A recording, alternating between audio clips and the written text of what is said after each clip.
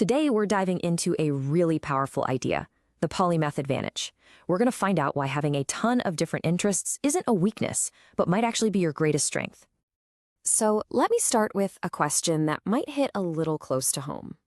Do you ever feel like your interests are just all over the place, pulled in a dozen different directions? One day you're deep into coding, the next you're learning to paint, and then the weekend comes and suddenly you're obsessed with ancient history. It can feel pretty unfocused, maybe even a bit chaotic. But here's a thought. What if that scattered feeling isn't a bug, but a feature? You know? What if the very thing that feels like a lack of focus is actually your most powerful secret weapon? Let's dig into that. To really get this advantage, we first have to talk about the problem. We'll call it the too many interests problem. It's a challenge a lot of us face in a world that, well, really seems to love specialization. I mean, think about it. From a young age, the message we get is pretty clear. Specialize. Pick a major, pick a career, become an expert in one thing. And that pressure can make those of us with a bunch of different passions feel like we're doing something wrong, like we just can't find our one true calling. Okay, so let's shift gears. We've talked about the problem. Now let's talk about a powerful new way to see yourself. It's time to reframe all this by looking at the idea of the modern polymath. Now, the word itself isn't new. Think Leonardo da Vinci, but how it applies today is so relevant. A polymath is just someone whose knowledge and skills cross over a bunch of different fields. And it's not about being a jack of all trades, master of none. It's more like being a master of learning and, most importantly, a master of connecting. This comparison right here really nails the difference. A specialist drills deep, right? They follow a very defined path to solve problems in a straight line. But a polymath?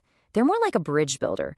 They connect all these seemingly unrelated ideas from their wide base of knowledge, and by doing that, they forge completely new paths. Look, both are incredibly valuable, but the polymath has this really unique creative advantage. So, how does this actually work inside your brain? Because this isn't just some personality quirk. It's a genuine cognitive superpower. There's a specific mental process going on that gives polymaths their edge. And that superpower has a name.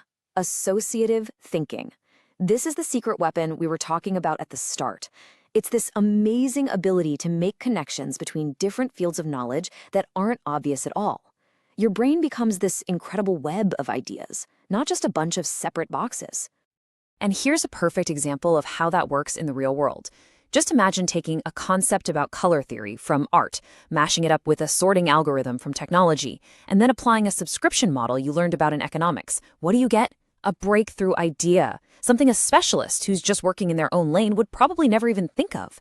That right there is the innovation pathway of a polymath.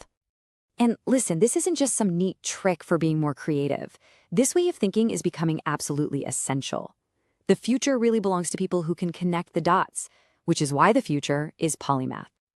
If any of this is resonating with you, it's probably because, as some of the source material says, you are literally wired for exploration. Your curiosity isn't a distraction, it's your default setting. It's the engine that drives you to gather all that diverse knowledge you need for this kind of breakthrough thinking. So let's just tie this all together. That scattered mind you might have thought was a downside, it's actually the foundation for solving today's really complex problems. It's what lets you connect ideas across fields, what drives real innovation, and what helps you see the entire big picture instead of just one tiny piece. Honestly, it's the future of creative work. So, my advice? Embrace your many interests. See all that diverse knowledge not as a random collection of hobbies, but as your own personal palette of colors you can use to create something brand new.